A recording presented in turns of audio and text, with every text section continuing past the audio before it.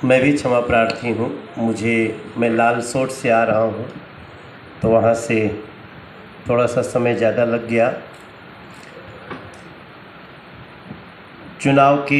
राजस्थान चुनाव के लिए नामांकन शुरू है। मैं भी आज एक लालसोट विधानसभा में रामविलास मीणा जी के लिए उनके नॉमिनेशन करा के, और नॉमिनेशन के बाद एक बहुत विशाल सभा हुई, लगभग 15,000 लोग रहे होंगे। फिर उन लोगों के साथ काफ़ी देर तक, लगभग 3:30-4 बजे तक बातचीत हुई। और जो स्थिति राजस्थान में है, सभी लोग अपनी अपनी बातें करते हैं। लोकतंत्र है, और इस लोकतंत्र की प्रक्रिया में 5 साल बाद जो मूल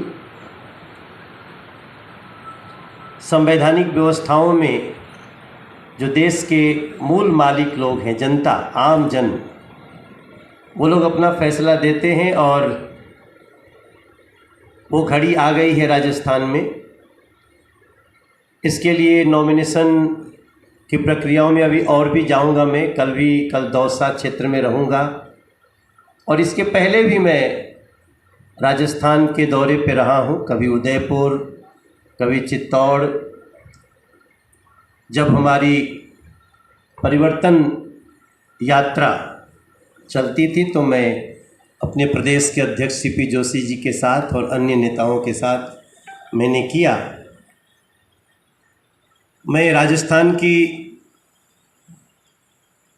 ऐतिहासिक विरासत लिए जो जनता है, उन लोगों को सिर्फ यही याद दिलाना चाहता हूँ मीडिया के मार्फत कि हमारे राजस्थान की एक बड़ी गर्वित परंपरा है।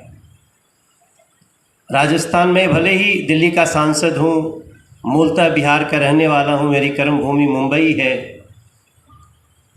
लेकिन हम राजस्थान की गौरवशाली परंपरा, गौरवशाली इतिहास का वहाँ रह के भी इसके वर्णन करने में, देश विदेश जाने में, यहाँ की बात करने में हम सब खुद भी बहुत गर्व महसूस करते रहे एक भारतीय के रूप में।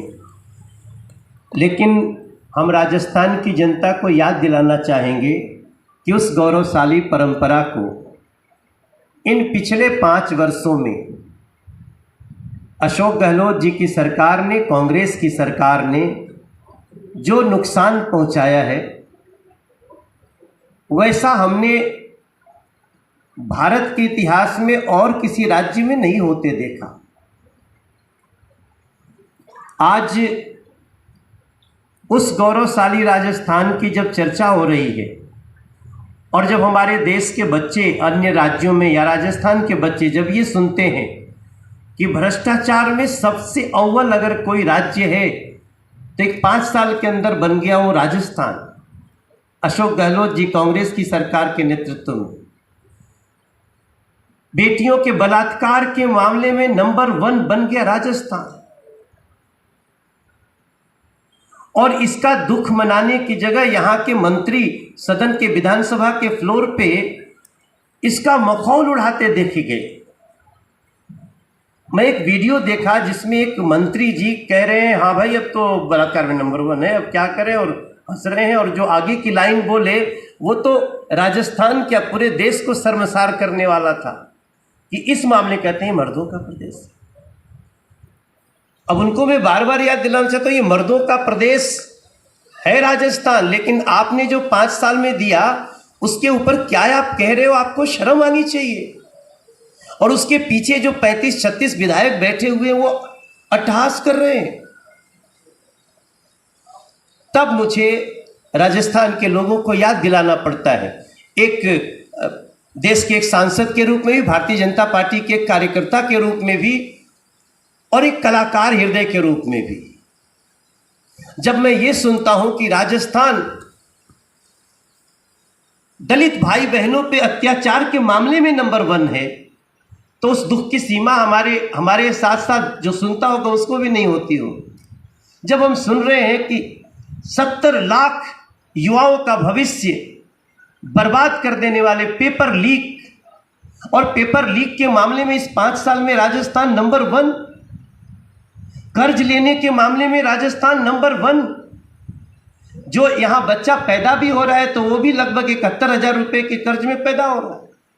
ये आपने 5 साल में दिया राजस्थान को। और उस राजस्थान में जब बहन बेटियों के साथ दुर्दांत शब्द भी शायद छोटा हो जाता है, ऐसे हृदय विदारक बेटियों के साथ कुकर्म हुए, बेटियों को भट्टियों तक में झोंका गया। और जो कांग्रेस में जो लोग कहते हैं कि बेटी हूं, लड़ सकती हूं, वो वहां झांकने तक नहीं गए। और उसी राजस्थान में हम देखते हैं कि एक व्यक्ति की, एक दुकानदार की, छोटे से दुकानदार की गला रेत करके काट के वीडियो बना के हत्या की जाती है।